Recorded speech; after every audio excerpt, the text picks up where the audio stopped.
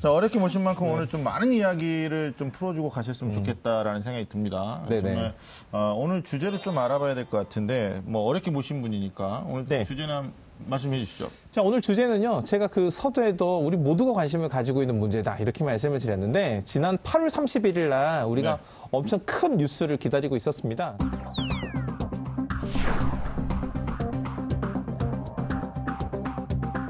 특정 안으로 확정하고 강행하기보다는 충분한 소통과 공론화 과정을 통해 합리적 대안을 모색할 필요가 있다고 판단하여 최종적으로 개편을 유예하는 것으로 결정하였습니다.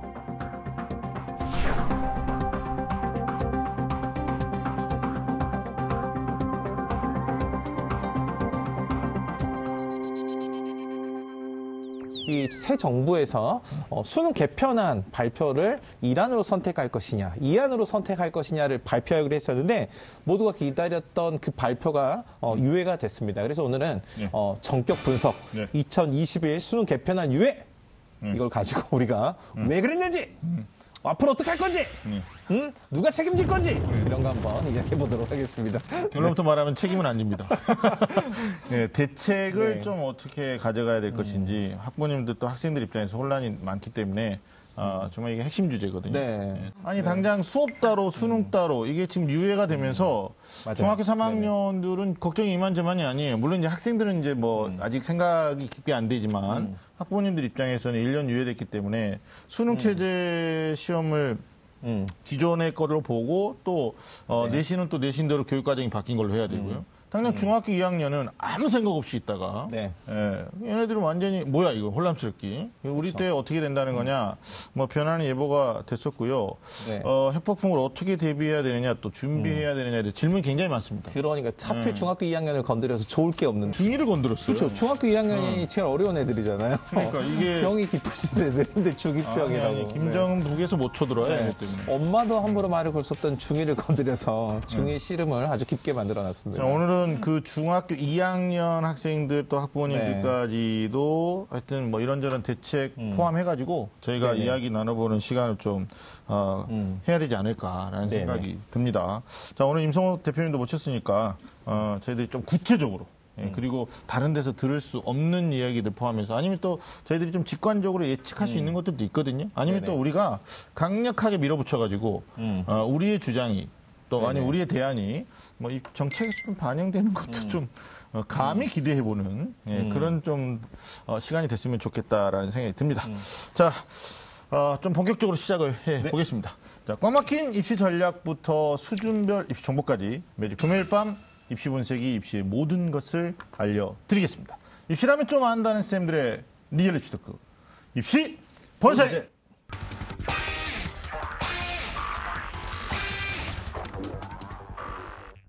자, 먼저 앞에서도 말씀해 주셨는데 원래 8월 31일 날 우리가 이제 발표한다고 그랬는데 수능 개편안이 일단은 유예가 됐어요. 네네. 이 부분부터 좀 이야기를 나누겠습니다. 사실 수능 개편안 발표를 앞두고 절대평가냐, 상대평가냐, 진영이 양쪽으로 또 나눠지면서 극렬하게 대립도 하고 뭐 시위도 하고 막 그랬어요. 네네. 그래서 몇몇 단체에서는 개편안 연기도 해야 된다. 뭐 이렇게 요구를 했었고 또 사실 발표 며칠 앞둔 시점에서는 뭐 8월 28일 정도 기억하는데 그때 뭐 거의 강행할 거다 그런 이제 기사도 저희가 봤었거든요. 근데 갑자기 갑자기 개편안이 유예가 됐어요. 선생님 왜 그런 걸까요? 일단은 외형적으로는 이 그 1안이냐 2안이냐를 놓고 갈등과 대립이 쉽게 조율하기 어렵다라고 판단을 했던 것 같아요. 그래서 외형적으로는 우리가 좀 더 시간을 갖고 신중하게 이 문제를 근본적으로 다뤄보자. 네. 뭐 이런 게 아마 외형적인 원인이었던 것 같고요. 네. 그다음에 조금 이걸 왜 이런 상황이 벌어졌을까를 이렇게 곰곰이 생각을 해보면요. 이게 실수가 아니었을까. 왜냐하면 이게 사실 그 입시에서 이제 두 분 뭐 잘 아시겠지만 입시에서 사실 중심이 수능에서 정시에서 수시로 옮겨가고 네. 전형 요소 중에서 수능에서 학생부로 옮겨간 게 몇 년이 됐거든요. 네. 근데 마치 입시에서 중심에 수능이 있는 것처럼 입시 고민해 볼 건데 이 아이 좋아, 이 아이 좋아? 이렇게 물어본 거란 말이에요. 네. 그래서 사실 문제의 본질에서 벗어난 화두를 던졌다. 그래서 조금 이게 사실 근본적인 질문을 건드리지 못했다. 이런 생각이 들고요. 네. 그다음에 또 한편으로는 또 이런 관점에서 생각해 보면 사실 그 실제로 학부모들이 가장 부담스러워하는 그리고 가장 직접적으로 어떤 정권 지지도에 영향을 미칠 수 있는 이 입시안을 섣불리 발표를 해서 오히려 이 지지층을 잃어버리고 국정의 어떤 새 정책 등을 어떻게 이렇게 추진해 나가는 네. 이 추진력을 좀 상실해 버리지 않을까 하는 네. 이런 정치적인 고민도 네. 좀 들어있지 않았을까라고 생각이 좀 듭니다. 그러니까 교육이 정치에서 조금은 떠나 있어야 네, 되는 맞아요. 건데 굉장히 네. 정치적인 분모 안에서 조금 힘들었던 게 아닌가 싶고 뭐 일각에서는 아니 학생부 종합전형 포함해서 전체적인 대입 정책에 대한 안을 줘야지 네네네. 갑자기 이제 말씀하신 것처럼 수능만 가지고 한 꼭지로 들어왔단 말이에요. 임성호 네. 대표님 보셨을 때도 왜 유예가 됐는지 좀 말씀해 주세요. 수능 절대평가에 대한 결론값을 사실 너무 일찍 내렸죠. 그러니까 수능 절대평가를 발표를 하게 되면은 네. 모든 국민 그리고 수험생 학부모들이 좋아하는 것으로 조금은 착각을 하지 않았나 싶고 네. 그리고 또 수능 절대평가제의 어떤 그 문제점이라든지 이런 부분들을 인식조차도 하지 못했다. 저는 이렇게 생각을 하고 있습니다. 이런 상황에서 시행을 했을 때 나타났던 부작용, 문제점들에 대해서는 사실은 불안하기도 했을 거고 또 사실 내년도에 또 지금 뭐 지지율이 괜찮지만 또 선거도 앞두고 있는 네네. 시점이죠. 네네. 네. 굉장한 어떤 그 저항감에 또 부딪힐 수 있을 것이라는 어떤 그 불안감 네. 이런 데서 좀 일단 한 발 물러서지 않았나 이렇게 싶습니다. 네네네. 내년 6월에 지방선거가 있어요. 그러니까 이제 말씀하셨듯이 일안이든 이안이든 아니면 네. 전체적인 입시 정책에서 한 꼭지만 다루다 보니까 또 반발이 있단 말이에요. 그러면 뭐 소위 말하는 지지도 네네. 여기에 이제 책임을 져야 되는 이런 문제가 있기 때문에 뭐 정치적으로 풀어서 유예한 게 아닌가 싶은데 그러면 결국은 뭐 좀 이따 뒤에서도 말씀드리겠지만 유예 기간이 지금 1년이란 말이에요. 그러니까 내년 8월에 발표하겠다 이렇게 됐는데 유예 기간은 어떻게 보십니까? 지금 이번부터 좀 그 정치적인 얘기가 나왔는데 대표님 생각하실 때 중2한테 너희들 이렇게 바꿀게라는 게 1년이거든요. 이게 맞는 건가요? 아니면 이게 짧은 건가요? 아니면 긴 건가요? 개인적인 생각 어떠신가요? 유예 기간 자체 설정도 사실은 지금 아무 생각이 없다. 예. 그래서 개인적으로 이렇게 평가를 하고 싶고 네. 자 중학교 2학년 학생들이 이제 고등학교를 선택을 해야 되죠. 네네. 그럼 입시 제도, 수능 제도는 고등학교 결정에 굉장히 중요한 변수가 되는 거죠. 네네, 맞습니다. 자, 내년도 4월 달에 당장 영재학교 입시가 시작이 되죠. 8월 달이 되면은 과학고등학교 네. 입시가 시작이 네. 되죠. 이런 준비 과정은 사실 중학교 2학년 때부터 굉장히 본격적으로 들어가는 또 내신도 들어가는 또 적용 기간인 거죠. 네. 내년도 8월 달까지 유예 기간을 두고서 발표를 하겠다. 사실 이런 시점들에 대한 어떤 그 충분한 검토도 지금 없다. 막상 내년도 4월 달이 되면은 언론이라든지 이런 부분들에 있어서도 과연 또 이걸 그냥 넘어갈 수 있을 것인가. 네. 그리고 영재학교나 과학고등학교 준비하는 학생들이 그다지 많지 않을 것이다. 네. 사실은 준비 자체로 보면은 거의 20, 30대일까지 육박을 하고 있고 그렇죠. 과학고등학교 준비했다 떨어져서 다시 자사고를 가고 이런 어떤 일련의 어떤 그 기간적인 검토 자체도 지금 되지 않고 있다. 저는 이렇게 평가를 하고 있습니다. 그 1년이라는 기간 되게 웃긴 거예요. 그러니까 그 간단하게 생각을 해보면 올 가을에 결혼하자라고 해놓고 갑자기 결혼을 1년 미루겠다 이렇게 얘기하면 지금 이 사람이 나를 만나자는 거야 말자는 거야 이런 생각도 할 수 있게 되잖아요. 네. 그러니까 보니까 이번 8월 31일 날 발표하기로 했던 이 안을 보면 절대평가 1안, 2안이었잖아요. 그러니까 네. 기본적으로 절대평가는 방향성으로 설정해 두고 있는 건데 이게 사실은 입시에서 절대평가냐 상대평가냐가 방점이 있었던 건 아니고 사실은 거기에 전제된 게 뭐냐면 공교육을 정상화하겠다 이런 거거든요.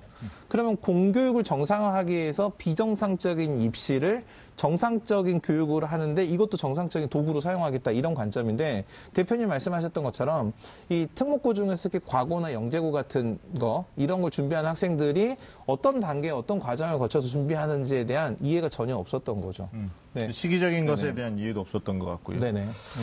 저는 이것도 한번 여쭤보고 싶은 게 지금 현장의 소리 우리가 좀 좀 전달해야 되는 뭐 책임도 네. 있다고 보는데 먼저 어떻습니까? 고등학교에 계시니까 뭐 그 스님한테 뭐 우리 동생이 중학교 2학년인데요. 뭐 이런 이제 구체적으로 질문을 안 하겠지만 네. 공교육의 분위기는 좀 어떤 것 그러니까 같아요? 그 학교 현장에서는 사실 이제 그 우리가 수능 절대평가만 가지고 얘기하는 게 아니라 뭐 EBS 연계율이라든지 연계를 하느냐 마느냐부터 시작해서 그다음에 네. 고교 학점제라든지 고교 내신 절대평가도 사실은 오래 전부터 준비가 되고 또 논의가 됐지만 시행을 못하고 계속 유예가 됐거든요. 네네.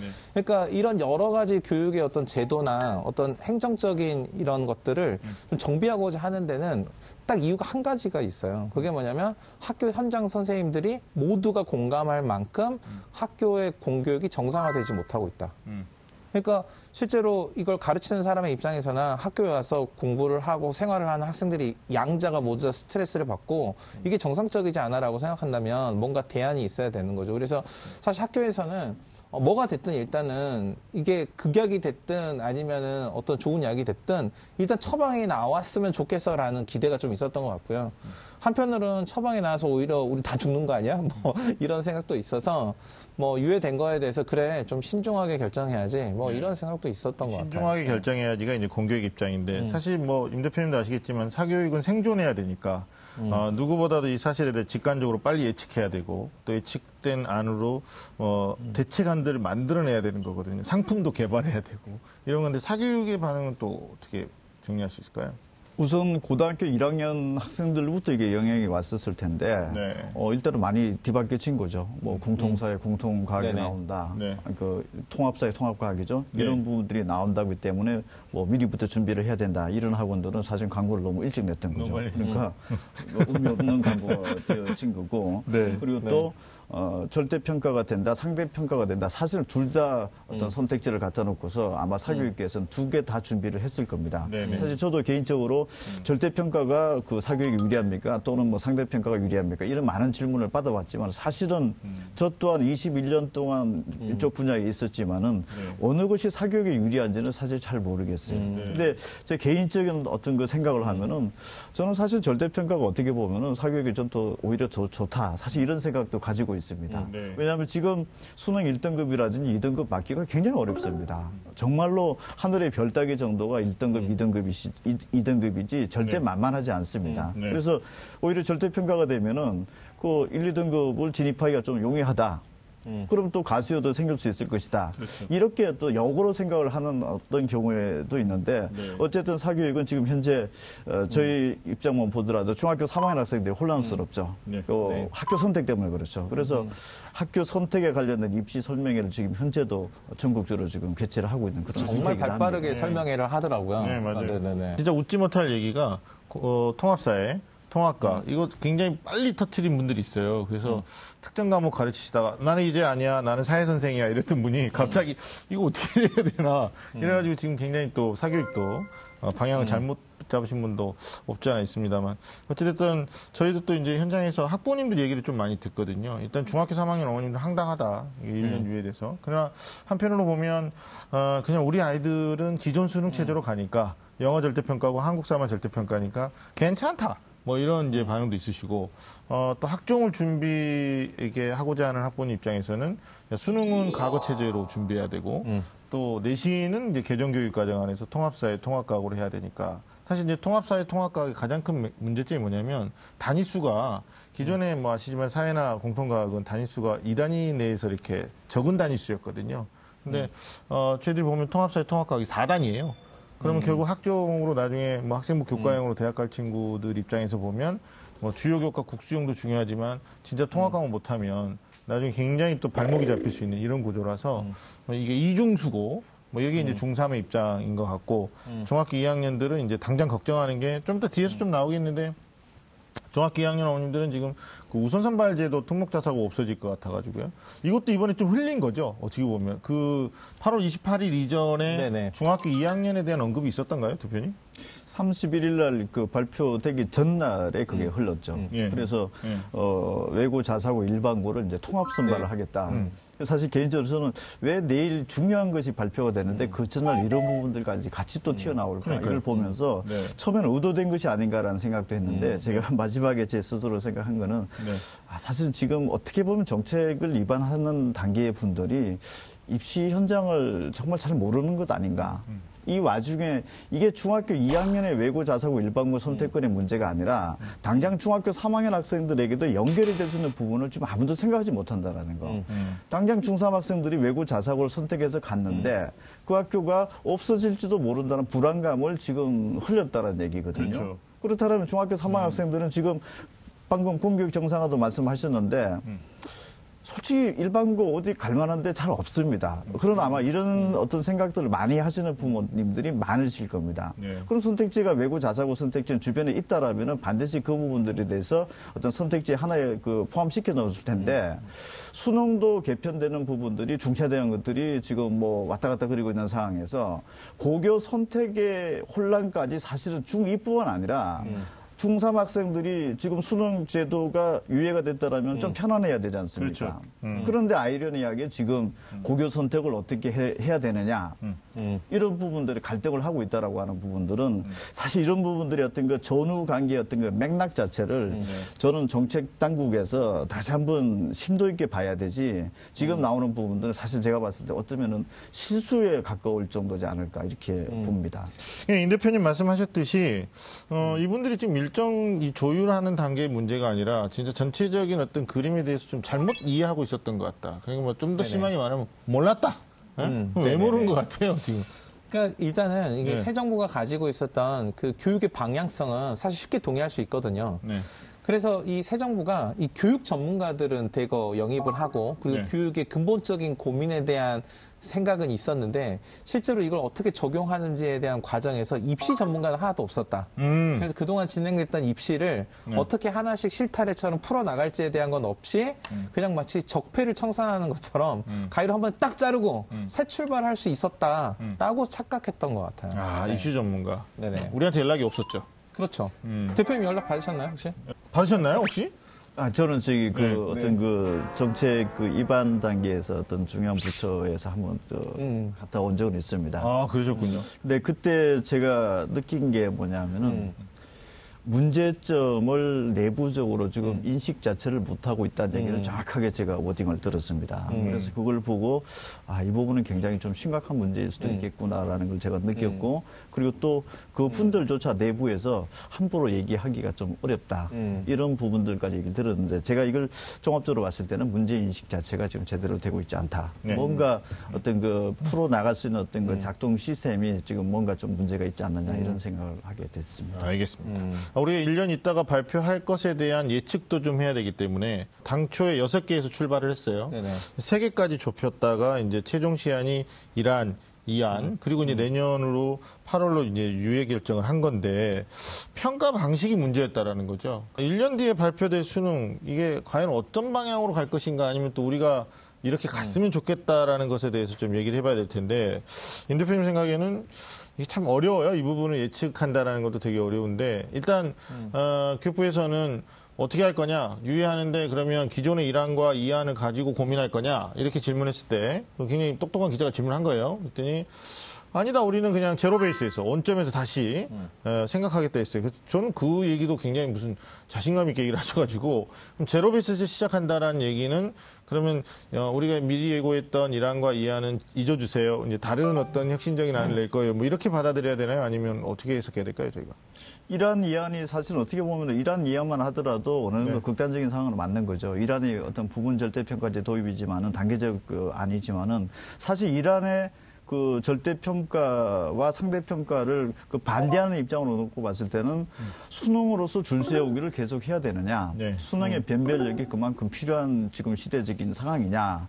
그러면 수능 부담을 완화시켜야 된다라는 쪽에서 뭔가의 제시안이 나와줘야겠죠. 새로운 안들이. 그렇죠. 이 안의 문제점은 수능이 변별력이 없다. 수능의 변별력의 문제는 변별력이 있다 없다의 문제가 아니라 수능이 변별력이 없으면은 그럼 중요해지는 것은 학교 내신이다. 네. 그럼 학교 내신이 사실상은 수시 전형 그리고 학생부 종합 전형의 결정적인 역할을 하고 있다라는 거죠. 그렇죠. 네. 그러면 학교 내신이 지금 차지하는 비중이 일반 학부모 학생들한테 어느 정도냐면은 수능 내신이 2등급 이내 정도 못 들어오면은 서울시내 인서울이 좀 힘들고 불가능할 수도 있다라는 거. 네. 그럼 이런 학생들은 전체 학생들 중에서 약 90%라는 거죠. 맞죠. 그리고 1학년 1학기 내신 성적의 결과값이 나왔는데 네. 3학년 1학기 때까지 그 수시 직전까지 가봤을 때 내신을 단 1등급이라도 올리는 확률은 불과 한 2, 3%밖에 안 된다. 그렇죠. 그럼 1학년 1학기 때 대학이 결정이 되고 또 내신이 바로 그 결정적 역할을 한다. 그럼 내신 나빴던 학생들한테 대한 어떤 그 대책이 뭐냐? 이 부분이 사실은 지금 현재는 수능인데 네. 이 부분을 무력화시킨다라고 하면은 그에 대한 어떤 내신이 나쁜 90% 학생들에 대한 어떤 대책 그리고 그 수능에 보면은 그 변별력이 없다라는 부분들이 또 발생하고 있는데 네네. 이런 어떤 그 변별력이 없다라는 부분에 대해서는 또 어떻게 또 해결을 해줄 것인가 네. 이런 부분들이 상호 어떤 절충되는 안이 나오지 않는다라면은 합의 자체는 사실 좀 불가능하지 않나 싶습니다. 그러니까요. 아니, 정말 정확한 지적을 해주신 게 내신 1등급이 지금 뭐 수능도 똑같습니다만 9등급제에서는 4% 이내에 네네. 들어가는 거잖아요.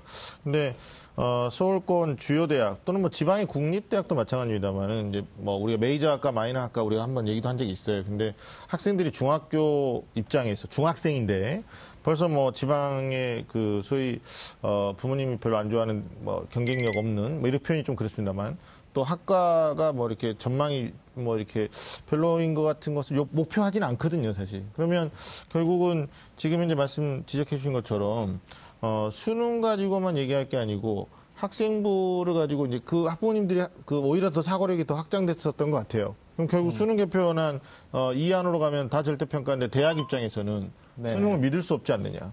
그러면 또 다른 괴물 전형이 또 탄생되지 않느냐. 이제 소위 말하는 이제 논술은 축소라는 얘기가 나오니까 그럼 면접에 대한 또 부담을 안게 가는 이런 구조거든요. 그래서 윤시영 선생님 이제 공교육 쪽에 계시니까 선생님들 어떠세요? 선생님들 입장에서는 학생들을 이제 케어해가지고 성적 만들어줘서 애들 대학을 보내야 되는 네네. 이런 단계 작업들을 하고 계시는 건데 이 1년 뒤에 있을 수능 개편안이 어느 방향으로 좀 갔으면 좋겠다라는 뭐 개인적 의견 포함해서 말씀해 주시면 좋을 것 같은데.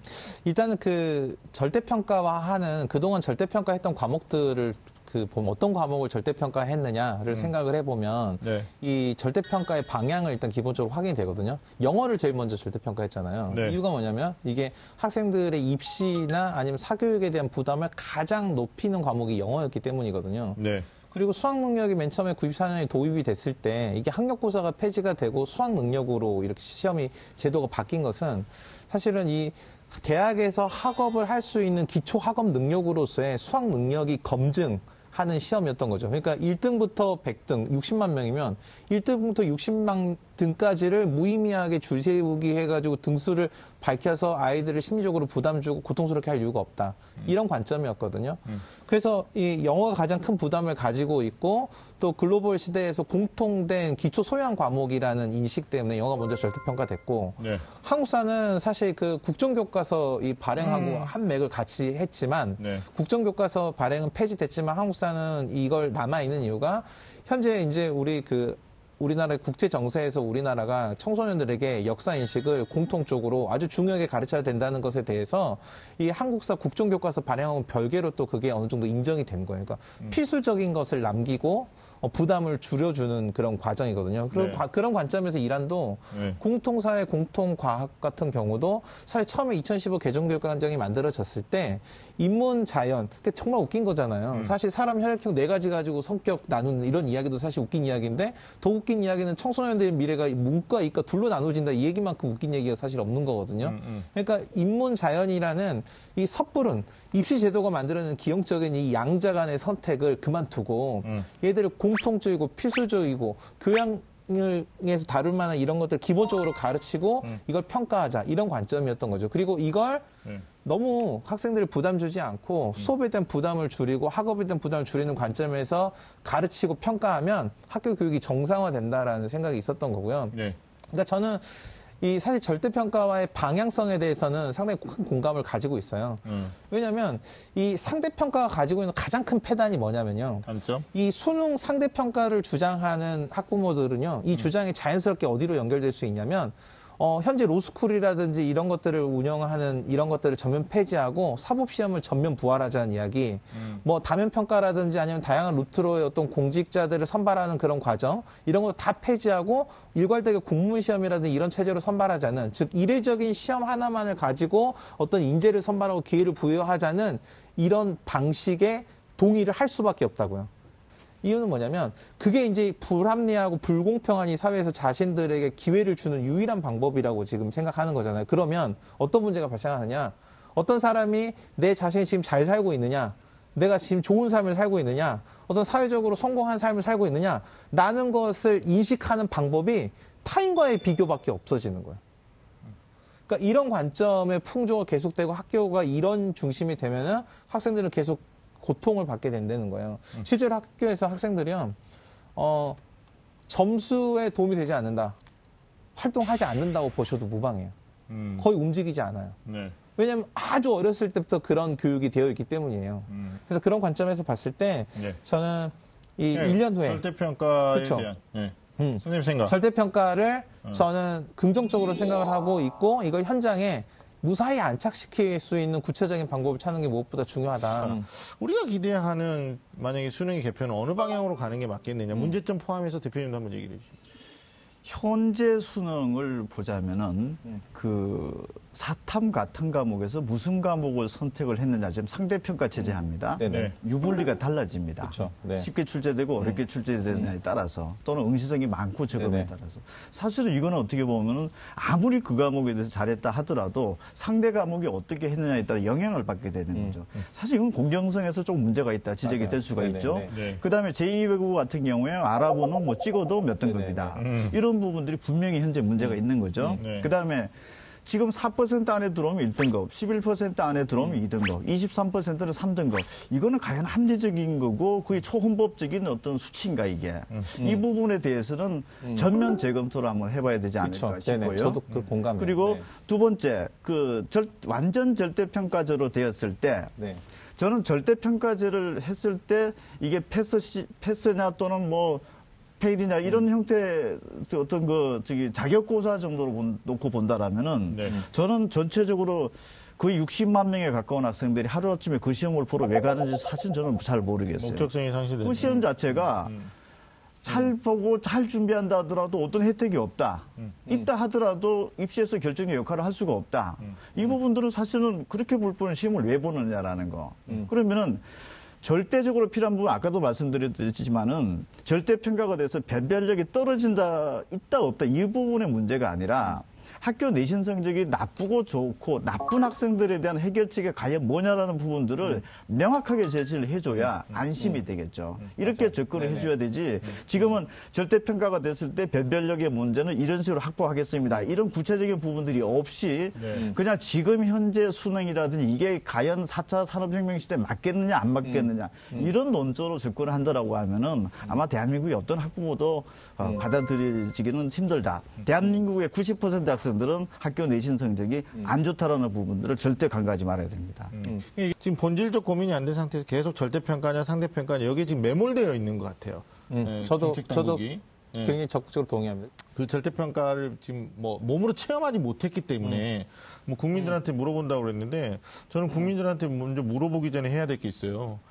개념 이해를 시켜야 돼요. 지금 저희 주변에 중학교, 초등학교 학부모님 굉장히 많으시거든요. 나름대로 지성인들이세요. 대학교까지 다 받으시고 뭐 심지어는 석박사까지 하신 분들인데 본인의 문제가 아니니까 잘 몰라요. 근데 이분들한테 손들어. 그러면 그냥 뭐 절대평가가 좋은 거 아니야? 이렇게 갈 수도 있는 거고요. 아니면 누구 얘기 들으니까 상대평가가 좋은 거 아니야? 이렇게 갈 수도 있는 거기 때문에 저는 본질. 제가 만약에 감히 애매한 걸 정해준다 한다면 애들의 노력의 서열이 바뀌지 않았으면 좋겠다. 그러니까 내가 노력하면 이건 반드시 보상을 받는다. 어떤 대가를 내가 받는다. 이런 게 있어야 된다. 이게 교육이. 저는 거기서 한 걸음만 더 나갔으면 좋겠어요. 사실 그래요. 네. 어떤 아이가 노력해요. 노력한다고 해서 반드시 달리기 1등이에요? 그건 아니거든요. 그러면 달리기 1등 못했으니까 너의 노력은 물거품이고 수포로 돌아간 거야? 그건 아닌 거예요. 그러니까 아이들이 노력을 했어요. 노력을 했지만 달리기 1등은 못했어요. 하지만 난 잘했어. 저는 이게 교육이라고 생각해요. 그러니까 입시와 교육의 차이는 이런 관점이라고 저는 좀 생각하거든요. 그래서 본질이라고 말씀하셨는데, 그래서 우리 모두가 그런 관점에서 삶의 관점에서 그러니까 교육의 본질의 관점에서 고민을 해야 되고 이 수능 개편안도 예. 입시 종합 대책이라는 이름을 달고 나오든 교육 종합 대책이라는 이름을 달고 나오든 그런 관점에서 접근이 필요하다는 것. 아예 개편 자체가 무산될 수도 있는 건가요? 어떻게 대표님 어떻게 생각하시나요? 수능 자체를 없앨 수는 없을 것이고 시스템에서 그냥 개편안 안 하고 상대평가로 그냥 가겠다 뭐 이럴 수도 있는 건가요? 어떤 모 언론사 논설위원께서 그 얘기를 하시더라고요. 네. 영어도 상대평가제로 다시 복귀시켜야 되는 것 아니냐. 네. 원점에서 다시 다 돌려놓고 시작을 하는 게 가장 정답이지 않느냐. 이런 부분들을 제기를 하시더라고요. 네. 모든 이제는 문헌은 좀 열어놔야 되지 않을까 싶고. 네. 그리고 접근 방식이 이제는 좀 구체적이어야 된다는 거. 네네. 지금 중학교 3학년에서 고등학교 1학년 올라가는 학부모들한테 제일 필요로 하는 거는 교육 과정이 새롭게 들어와서 그 교재가 질이 어떻다 안 좋다라는 거는 사실은 관심이 별로 없을 겁니다. 어떤 학부모가 학교 교재를 보고 참 옛날보다 교재 좋아졌다라고 생각하는 사람은 없다라는 거죠. 이 교과서 단원이 학교 내신이 대학 입시에 반영되는 과목이냐 아니냐. 이 학교에서 배우는 교과목 자체가 수능 시험에서 출제되느냐 안 되느냐. 이 부분들을 명확하게 선을 그어주는 것이 가장 시급한 과제인데 네. 교육 과정이 문이과 통합이고 지금 학생들은 고등학교에 가서 문과 이과 통합된 것을 배우고 싶은 희망도 없습니다. 그게 최종 단계가 아니기 때문에. 맞습니다. 그래서 입시라고 하는 부분들을 떼어놓고서 절대 생각을 하면 안 되고 고등학교 과정이 최종 종착역이 아니다라는 거죠. 어느 대학을 가느냐. 어느 학과를 가느냐의 문제인 것이지 고등학교 과정에서 문이과를 왜 구분해서 공부를 해야 될까 이런 부분들을 고민하지는 않는다라는 거죠. 그래서 교과서가 새롭게 적용이 되면은 내신은 어떻게 명확하게 선을 그어줘야 되고 수능에서 유예가 돼 있는데 아직까지 중3 학생들한테 새로운 교과서와 수능은 불일치라는 지금 단어가 나가고 있죠. 맞아요. 그냥 그 자체가 혼란스럽다라는 거예요. 도대체 바뀐 교과서가 뭐지? 그리고 수능에서는 옛날 방식이라고 하는데 그러면 수능 공부하고 교과서 공부를 따로 해야 되는 건가? 이 말 자체가 벌써 혼란스럽고 이것 때문에 입시 설명회가 지금 진행이 되고 있는 거죠. 그러면은 수능 시험의 과목 이런 부분들을 또 그 중3한테 적용되는 건 내년도 2월 달에 또 발표를 한다라고 하고 있다라는 거죠. 이 자체가 지금 궁금한 것이 무엇인지를 좀 본질적으로 좀 이제는 알아야 되고 문제점에 대한 어떤 쟁점에 대한 어떤 토론도 쟁점에서 구체적으로 시작을 해야 된다라는 것을 꼭 지적을 하고 싶습니다. 그렇죠. 쟁점의 본질, 그거 들어가야 되는데, 그러니까 EBS 연계율 부분도 일안에서는 축소 폐지하겠다.